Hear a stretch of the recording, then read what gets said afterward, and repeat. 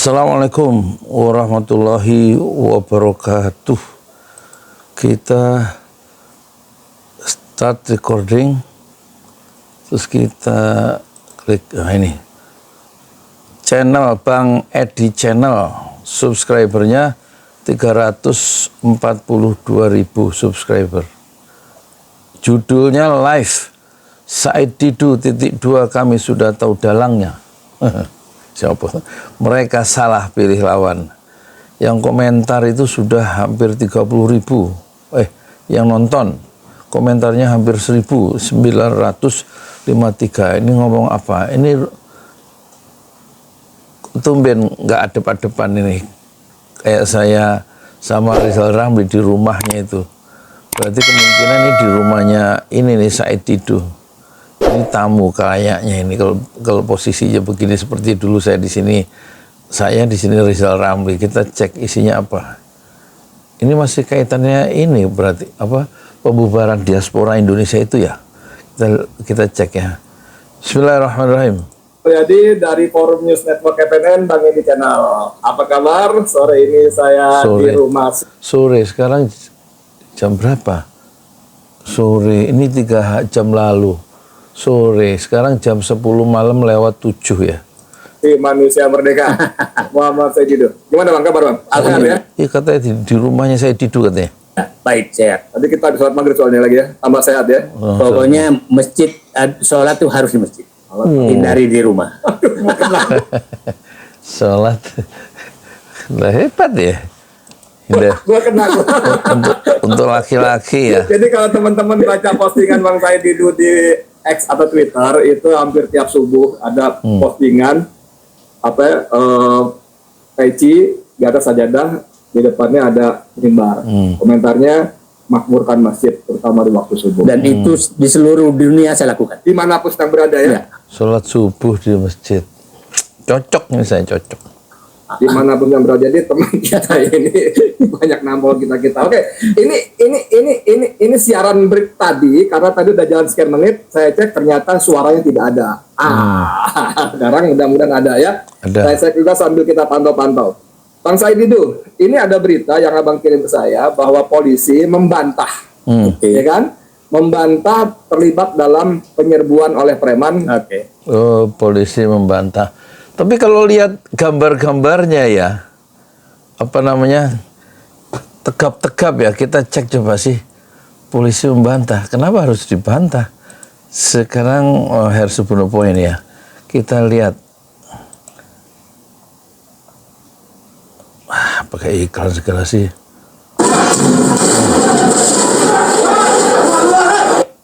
Lihat apa, posturnya kayaknya memang tegap-tegap ya, dan ininya cepak-cepak ya, apa namanya rambut ya, rambutnya cepak-cepak ya. Kita lihat.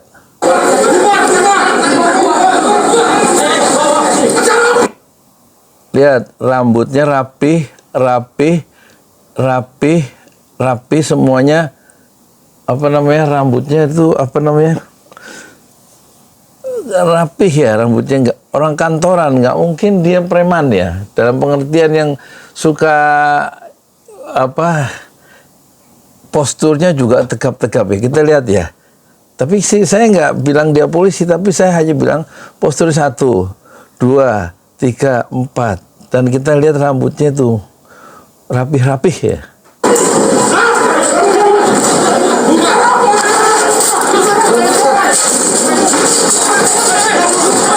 Lihat ya rambutnya, lihat ya. Saya baru sadar juga, rambutnya bagus.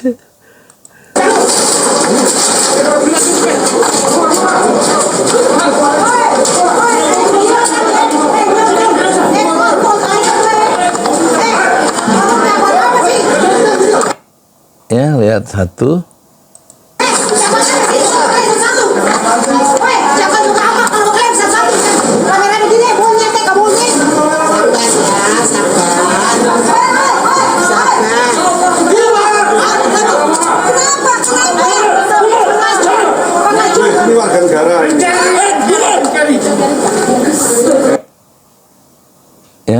Kita lihat rambutnya. Apakah preman itu rambutnya serapih ini? Pertanyaannya.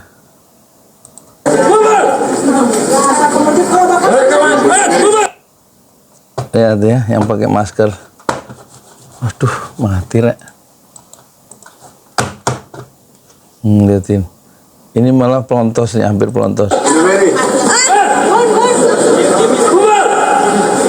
Ya. Ini ada tatonya.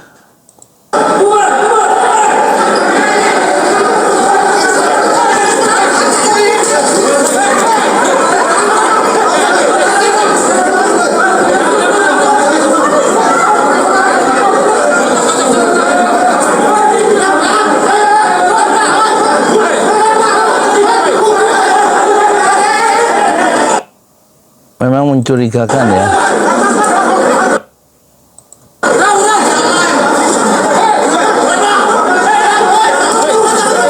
Kata Ketua Forum Tata yang dari diaspora Indonesia di New York, yang 25 tahun dia di Amerika, dia bilang 5 menit sebelum acara mulai, itu didapat jaminan dari polisi tidak akan masuk demonstrasi, tidak akan masuk ke ruangan. Tapi setelah dimulai, itu 5 menit kemudian demonstrasi itu masuk ya.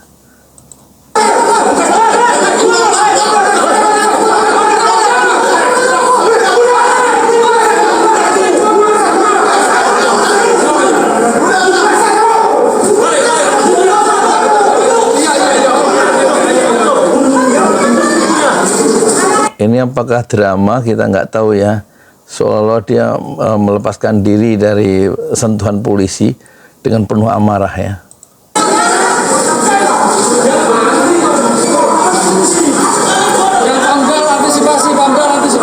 Antisipasi apa maksudnya? Tidak boleh yang kedua.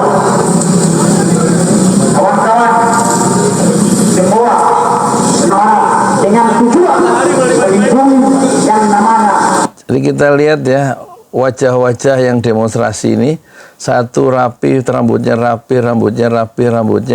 sama dengan polisi yang berseragam ya. Mengapa ada kesamaan kerapihan di dalam rambut ya? Saya nggak tahu. Kehidupan masyarakat Indonesia sendiri. Kawan-kawan semangat. Oke, baik kawan-kawan, tetap semangat. Nah, oke, sekarang kita kembali ke Said Didu. Diskusi FTA, Forum Tanah Air dengan sejumlah tokoh nasional. Ada Bang Bin Samsudin, ya, ada Bang Said sendiri, Refli Harun, banyak lagi yang lainnya lah ya. Tata. Saya kira 100 lebih orang datang kemarin ya. 100. Tempat kita ya. Nah, itu kan beredar viral bagaimana segerombolan preman masuk menyerbu, Segerombolan merusak, merampas poster backdrop dan sebagainya, bahkan giant screen-nya hotel itu dirampas juga dan kakinya buat mukul-mukul meja. Itu kerugian hotel itu. Nah, pertanyaannya adalah kenapa bisa begitu terjadi? Satu, saya hadir, saya tahu pada saat itu di depan sudah ada orasi-orasi yang kita sebagai alam demokrasi silakan monggo-monggo aja, kan gitu kan? Iya. Tapi pengamanan sangat sedikit. Pengamanan Polisi sangat saya sedikit. lihat di depan lobi cuma 2 orang. Oke.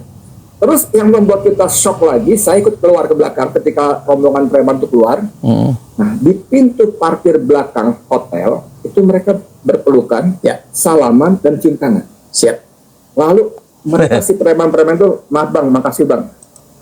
Nah, kalau memang betul observasi dari Bang Edi Channel, tapi kita harus percaya juga dengan observasi Bang Edi Channel ya, karena dia itu wartawan, jadi terbiasa mengobservasi, melihat, mendengar jauh lebih detail daripada kebiasaan orang awam yang bukan jurnalis ya. Dan dia konon Edi Channel ada seorang jurnalis ya.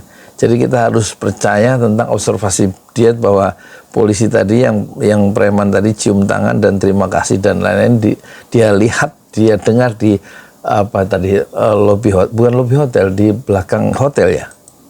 Makasih. Shock lagi Bilang makasih. Makasih bang, maaf bang, makasih bang.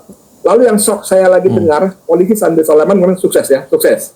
Mengucapkan sukses terhadap kerusuhan yang Nggak ngerti, susah apa nggak ngerti ya, apakah sukses, nggak ngerti. Pokoknya yang saya dengar tuh konteksnya apa saya nggak ngerti. Tapi sebagai orang yang punya otak waras ya, kita bisa menduga-duga seperti apa. Dan cium tangan bang. Cium tangan. Maka itu viral sekali dan di sini kan di berita itu kan disebut apa katanya kata Wakapolda apa bang katanya bang sopan santun polisi. Gimana? Siap. Bang? Sopan santun, itu bentuk sopan santun. Jadi pertanyaan pertama, kenapa polisi sopan kepada perusuh? Nah, Ya kan? Ya. Bukan ditangkap malah ya. disopanin. Disopanin. Padahal kita yang demo hampir tiap pekan itu digalakin, represif, mahasiswa digebukin segala macam, aneh ini gitu.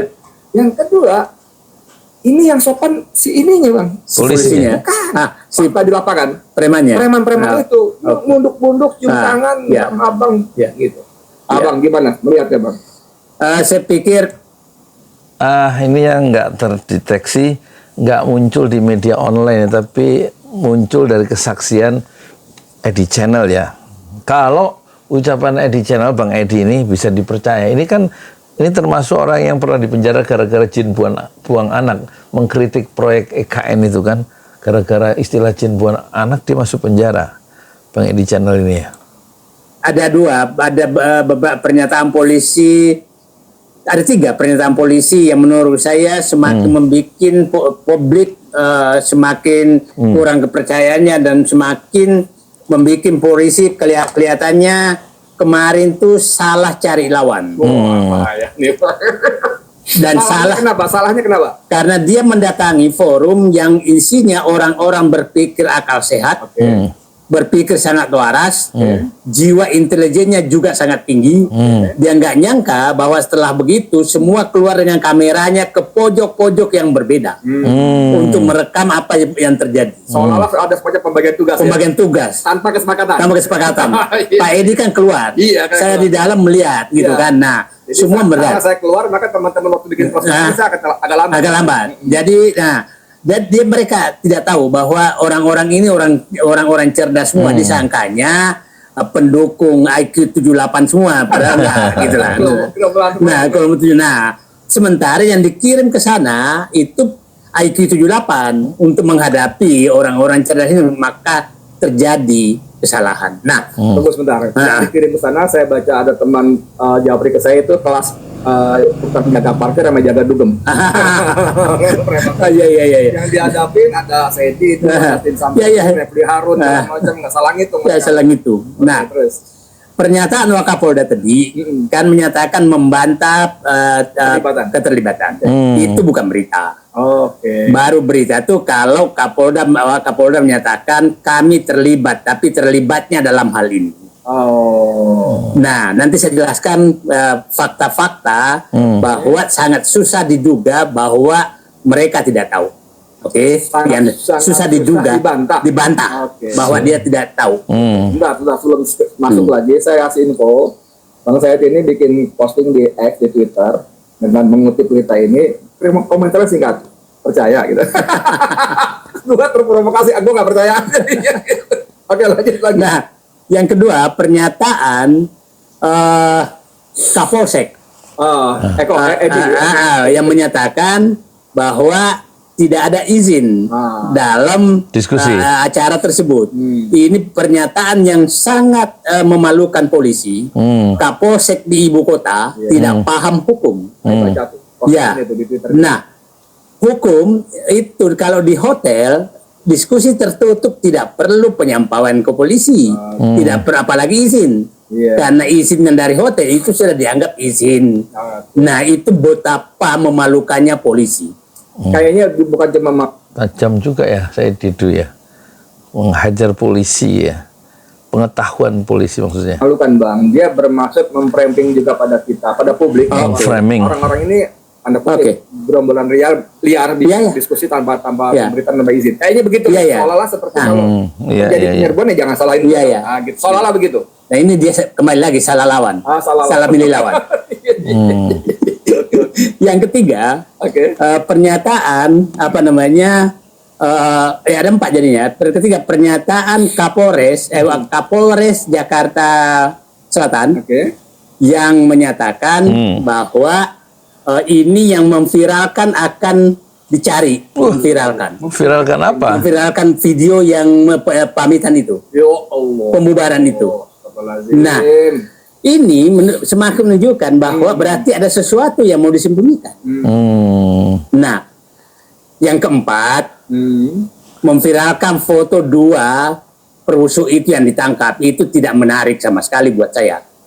Yang pakai rompian itu ya. Karena harusnya kemarin ditangkapnya, bukan yang kemarin ciuman habis itu.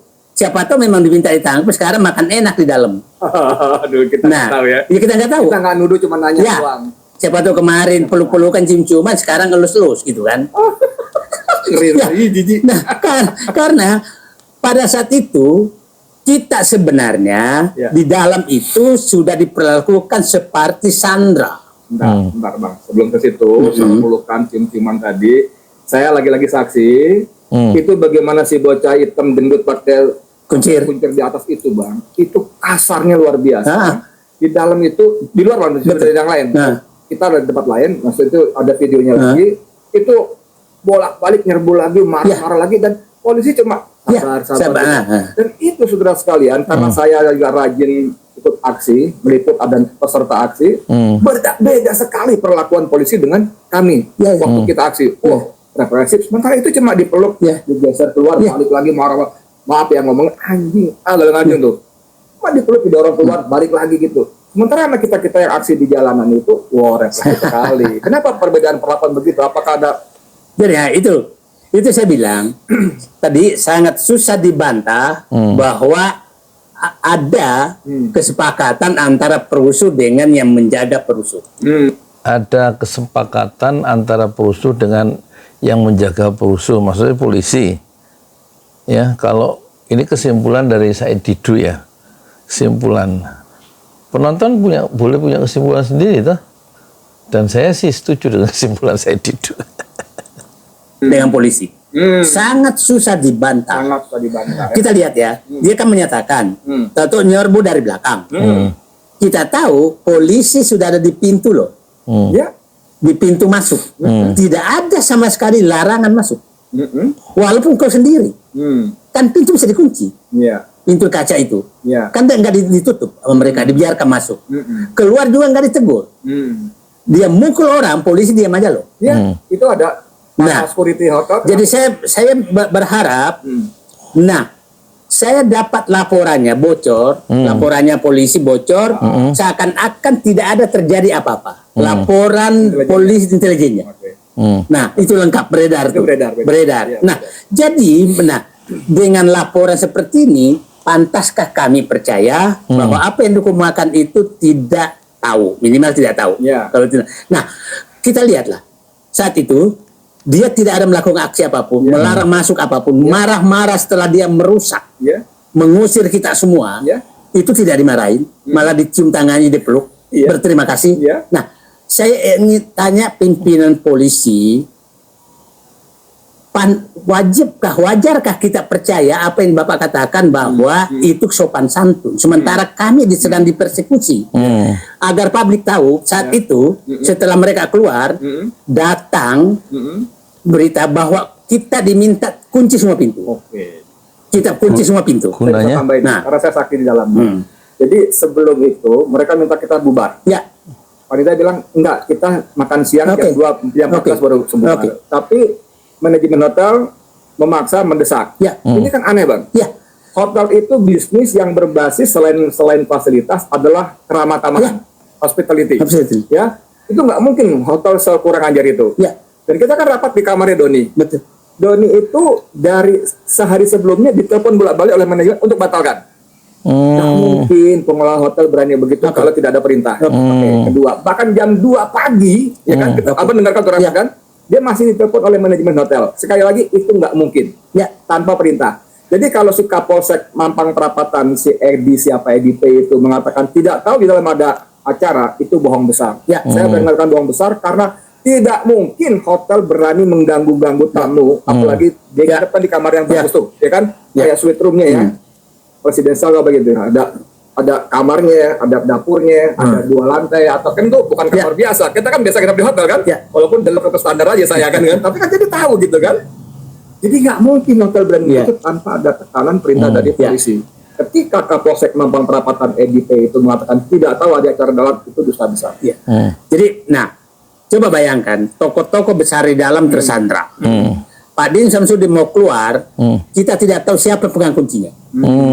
Itu sampai setengah jam menunggu, 15 menit nunggu baru bisa ketemu kunci. Artinya sudah ada orang yang mengunci pintu supaya kita tidak bisa kemana-mana. Dan satu lagi, air pendingin apa? AC. AC-nya dimatikan. Saya ingin cerita bagaimana perlakuan mereka kita dalam ruangan seperti Sandra. Iya.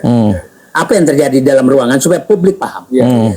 Kita di dalam ruangan saat itu ada pembicara. Oke, kita anjurkanlah ngobrol-ngobrol aja. Pembicara naik satu. Tahu datang lagi, Pak. Mereka sudah tahu Bapak masih seminar. Iya, makanya dia benar. Iya, Masih seminar. Saya tahu. Artinya ada intel di dalam ruangan yang memberitahu keluar. Betul. Enggak mungkin dia tahu kan pintu dikunci semua.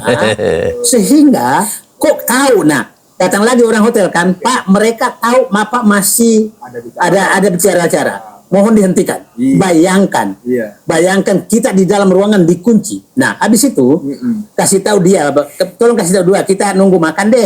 Alasan makan. Kita ngobrol-ngobrol. Itu sekitar 10:30. Makan. Makan dipercepat. Nah, tahu-tahu datanglah. Makan jam 11 makanan datang. Oke. Kita makan, setelah makan datang lagi. Katanya ada pesan dari aparat agar kita dikasih waktu hanya makan 10 menit. Suruh keluar.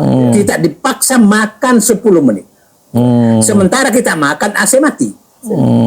Mati panas. Nah, Waktu hotel setengah jam ya, hidup lagi. ya. Tapi kan setelah kita marah. Ya. Nah, Ya. setelah itu kita sedang makan, datang lagi, Pak. Ini sebenarnya buat apa sih? Ada penyerbuan untuk diskusi itu kan sebenarnya memundurkan demokrasi. Apakah pemerintah nggak malu ya di ujung kekuasaan Jokowi? Apakah nggak merasa terusik citra Jokowi yang makin buruk karena kejadian-kejadian ini? Kan berarti ada kolaborasi antara aparat dengan yang demonstrasi. Apakah langkah itu sudah tepat ya? Apakah betul-betul istana nggak tahu ada kasus ini? Ini kasus yang serius karena membubarkan satu diskusi, berarti itu pilar demokrasi, yaitu kebebasan menyatakan pendapat atau berserikat dan berkumpul yang dijamin Undang-Undang Pasal 28 itu dilanggar. Seharusnya Menko Polhukam misalnya memberikan satu press release sikap pemerintah bagaimana terhadap kasus ini. Di sini orang-orang penting yang mendapatkan perlakuan yang tidak menyenangkan ya dari orang-orang yang diduga bekerja sama dengan aparat menurut versi Said Didu tadi atau RD Channel itu ya. Kita sebenarnya ya malu sebagaimana Ketua Forum Tanah Air ya yang sudah kita respon dan sudah dimuat di channel Persana Jolali bahwa ini sangat-sangat memalukan kejadian pembubaran diskusi ya, kesannya jadi anti intelektualisme dan anti demokrasi kan, dan itu akan tersebar di 5 benua karena cabang-cabang atau simpul-simpul dari Forum Tanah Air itu ada di 5 benua di 28 negara atau berapa negara itu menurut ketuanya yang di New York itu yang kemarin hadir berikan konferensi pers untuk pertama kali orang pertama sebelum disusul oleh Din Samsudin. Dipersilakan Hersu Gunung Arif ya. Mereka tidak percaya Bapak makan. Minta foto. Enggak, minta dia masuk 2 orang melihat kita makan. Gila. Jadi bayangkan hari itu, perusuh itu istimewanya bisa memerintahkan aparat untuk menjaga kita melakukan yang mereka inginkan terhadap kita. Jadi publik paham bahwa itulah puncak bagaimana preman berkuasa di negeri ini bisa memerintah aparat resmi untuk melakukan persekusi terhadap orang yang mereka tidak suka. Jadi kemarin kita itu merasakan preman berkuasa di negeri ini, kata Said Didu ya. Bahwa polisi sudah tidak ada, mereka di bawah kendali preman, Berubah menjadi pelayannya ya. pelayannya preman, Pesan-pesan ya. menyampaikan pesan-pesan untuk melayani sandera-sandera tokoh-tokoh nasional yang ada dalam ruangan. Mungkin itulah kenapa Pak Edi mereka menyatakan terima kasih. Asik.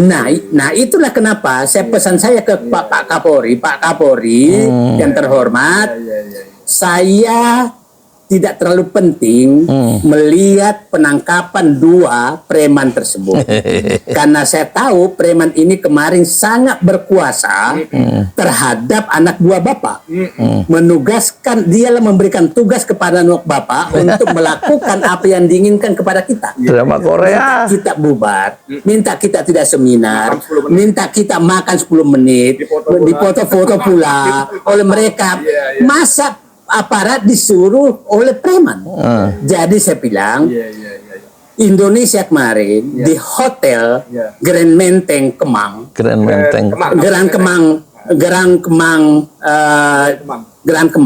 Kemang, tokoh-tokoh nasional berkumpul yang disandra oleh preman, dan preman memegang kendali dan meminta penghubung preman kepada kita adalah aparat.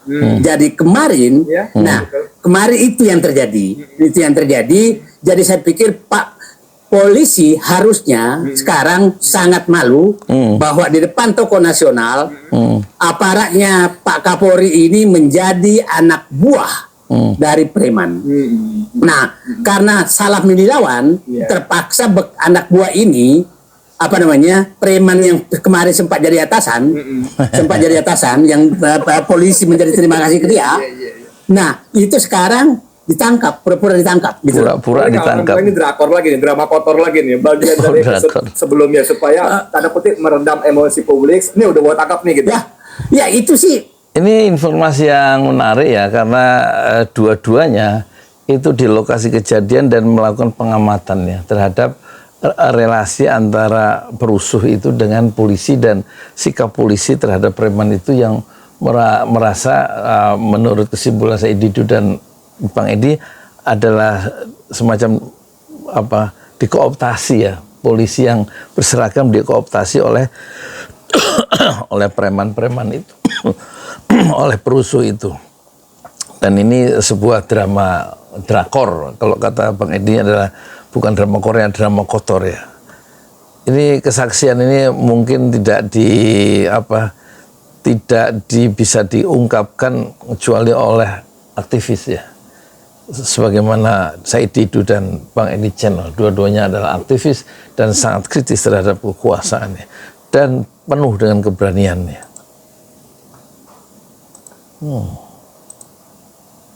Nah, ini karena salah milih lawan, maka kami pasti semakin Bapak maju, Makin berbuat, semakin ketahuan. Jadi ini ibaratnya, saya ibaratkan, Bapak polisi yang terhormat, apabila memang ada perintah dari pihak lain untuk melakukan persekusi kemarin, jangan sampai Bapak seperti tenggelam di lumpur hidup. Tenggelam di lumpur hidup tuh semakin bergerak semakin tenggelam. Itu saya ingatkan, karena kami punya data semua, kami punya informasi semua, dan kami punya dugaan siapa yang memerintahkan kemarin. Kenapa? Dugaannya begini.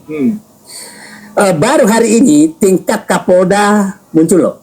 Kemarin hanya Kapolsek.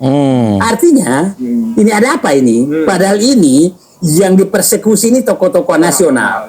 Dan Jokowi dan Kapolri diam. Yang saya duga, saya curiga siapa tahu ini tugas dari samping. Samping maksudnya? Samping itu oligarki maksud saya. Oh.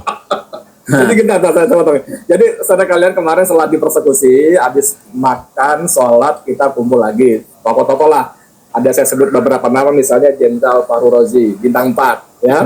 Ada Mayor Jenderal Sunarko, mantan Komandan Jenderal Kopassus, bintang 2. Ada tokoh-tokoh lain, ada segala macam lah. Nah, dalam thumbnail diskusi kali ini, saya bikin thumbnail gini, Bang.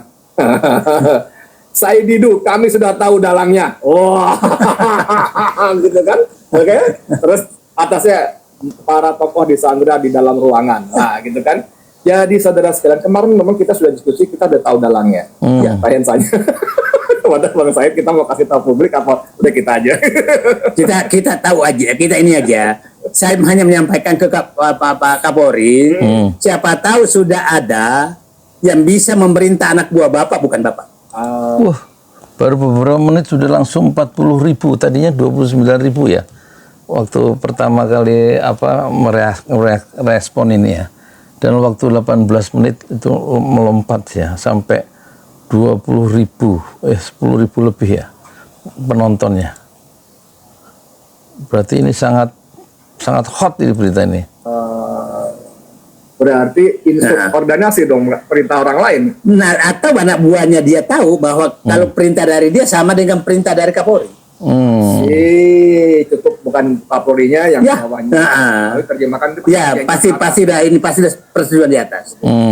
Nah, karena kita harus waspadai kayak begitu, karena kita harus menjaga gimana pun Kapolri itu harus satu komando.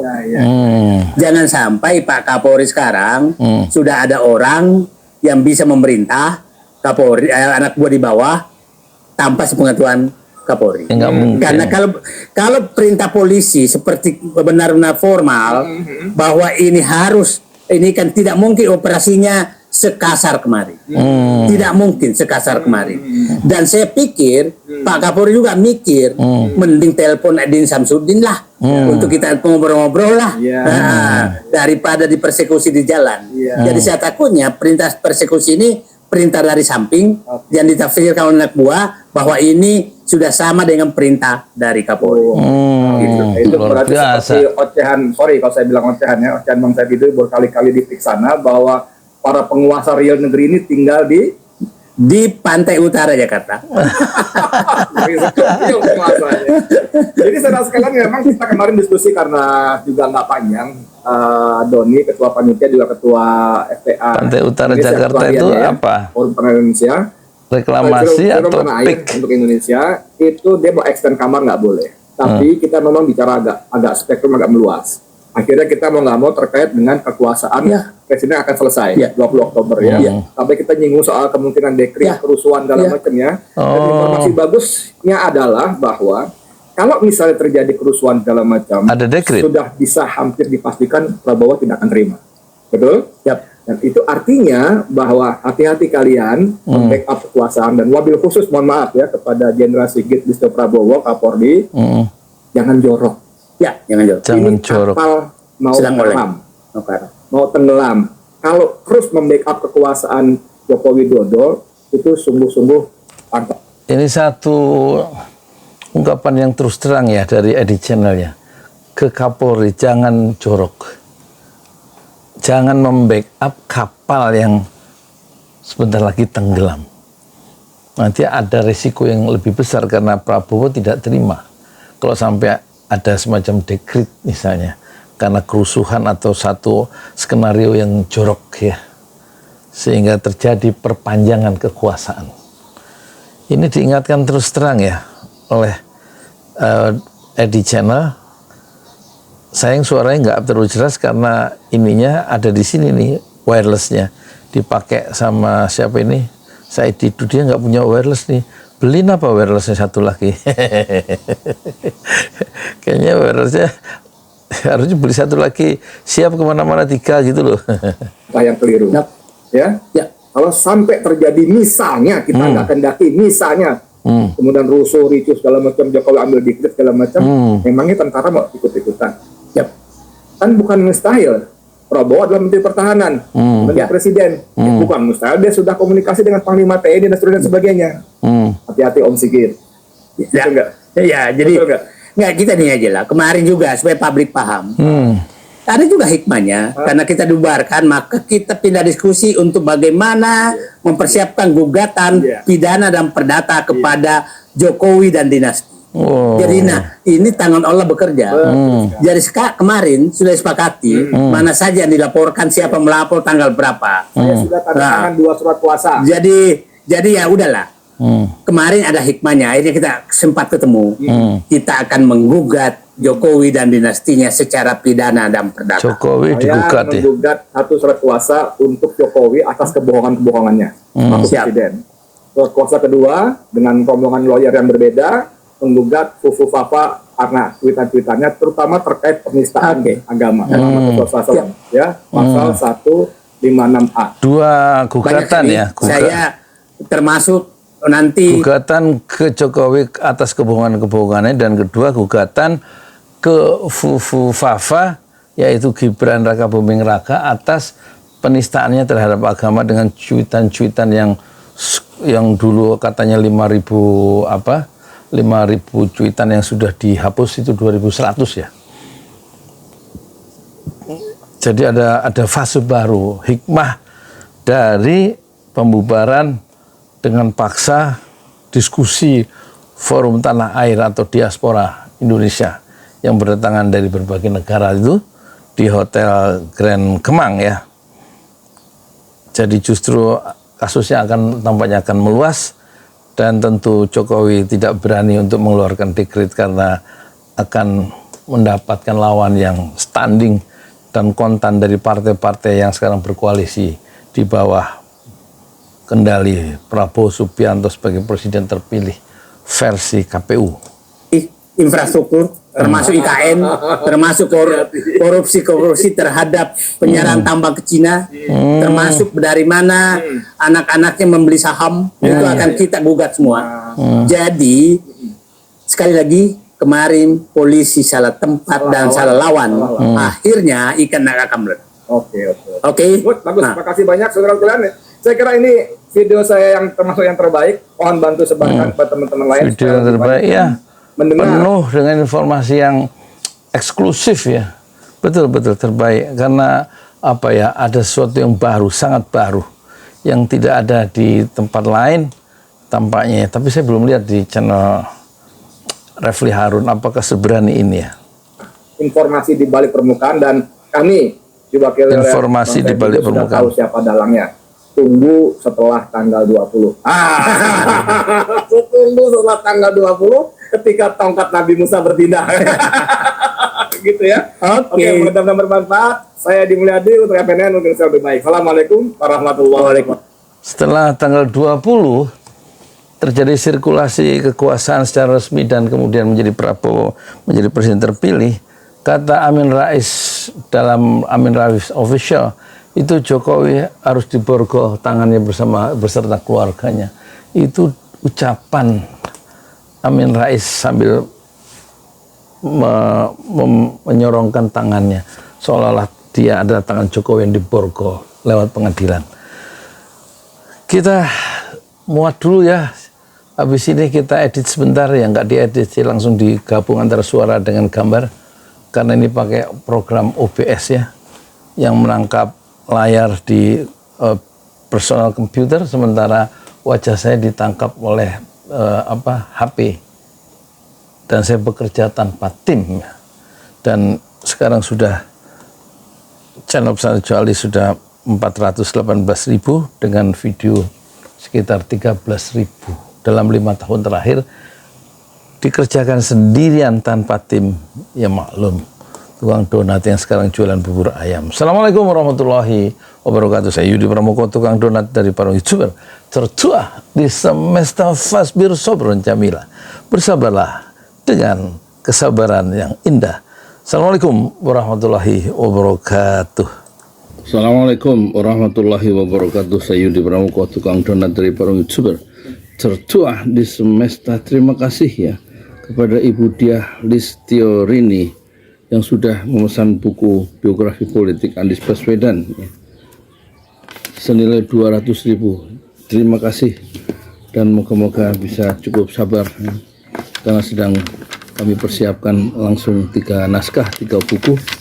Buku pertama untuk sementara berjudul Anies Menangis di Depan Najwa Shihab, atau judul pertama adalah Selamat Tinggal PKS, engkau telah campakkan Anies seperti kucing kurap demi dunia.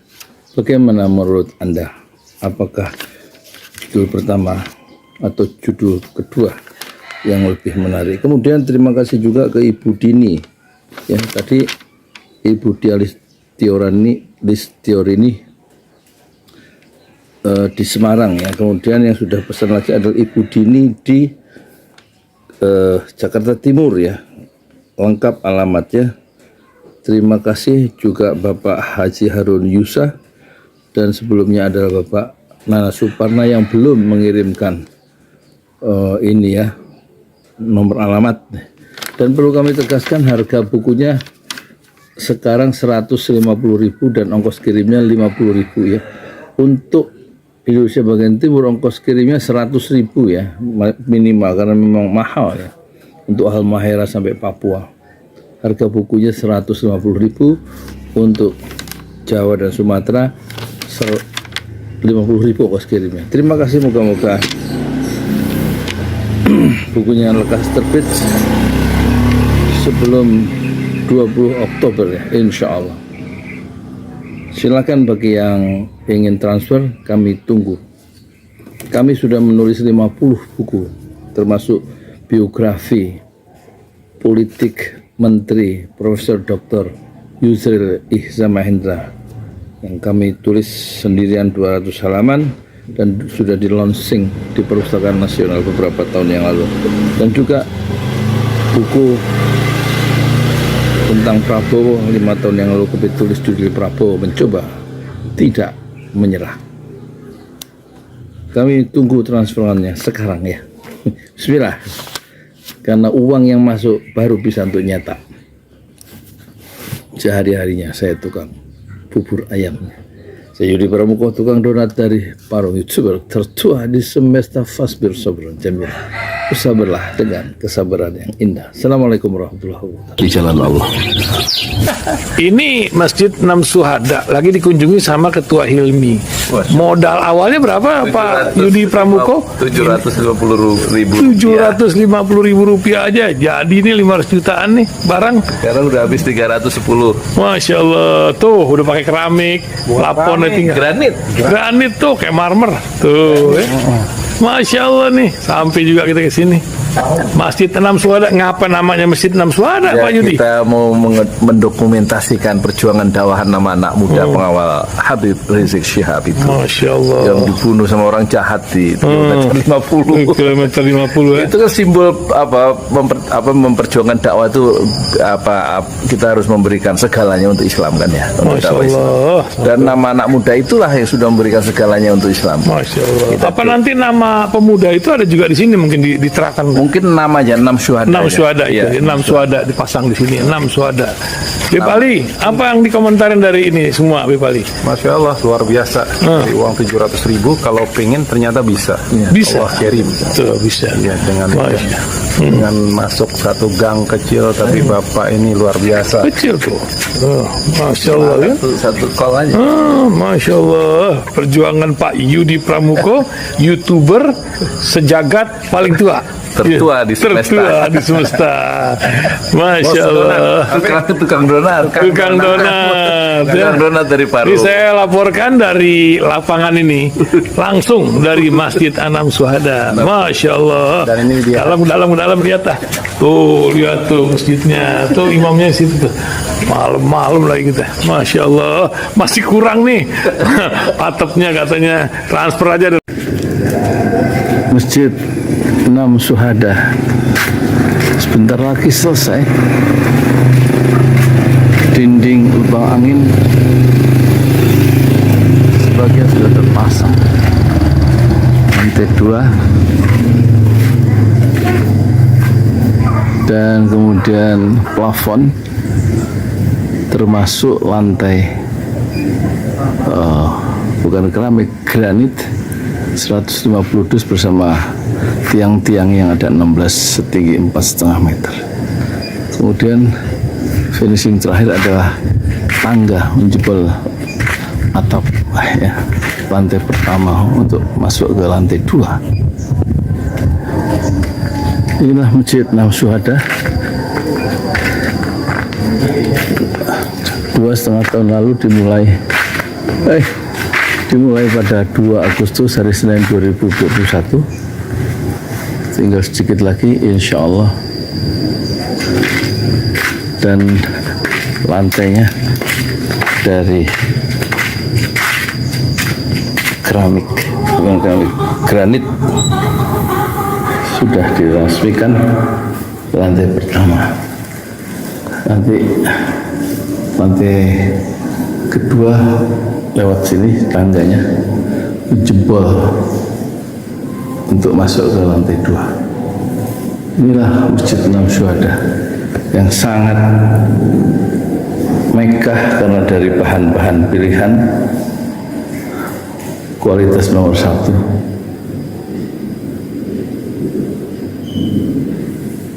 Tinggal sekitar 80 juta lagi, finishing lantai atas selesai, insya Allah.